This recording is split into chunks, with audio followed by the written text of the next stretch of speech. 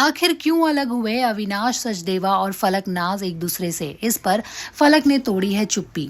जी हां, आपको बता दें कि बिग बॉस ओटीटी सीजन 2 में फलक नाज और अविनाश सचदेवा एक दूसरे से मिले थे और दोनों ने ये एडमिट भी किया था कि एक दूसरे के लिए फीलिंग्स है।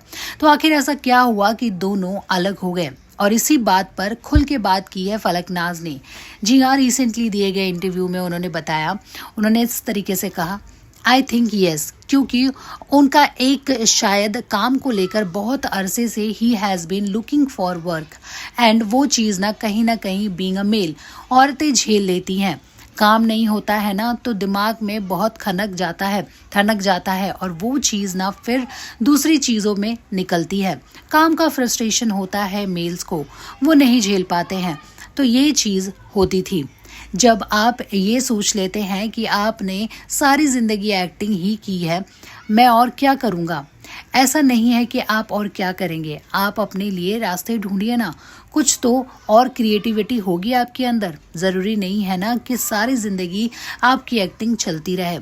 जी हाँ, आगे उन्होंने ये भी कहा कि एक तो वो इस टॉपिक पे बहुत कम बात करते थे और यस, मैंने एक आधा बार मैंने ये चीज़ बोली कि देख लो कुछ और, पर मुझे ये सेंस हो रहा था कि ये एक्टिंग के अलावा कुछ और नहीं करना चाहते हैं।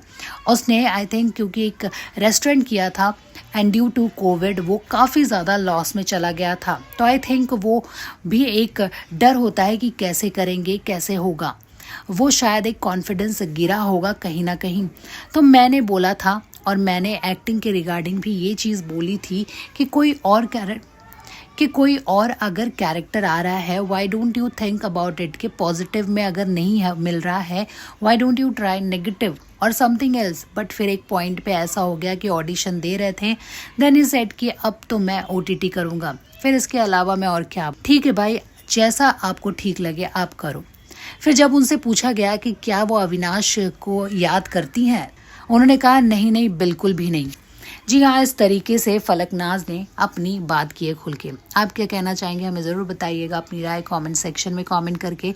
और इसी तरीके के अपडेट्स के लिए देखते रहिए फिल्मी मंत्रा टीवी।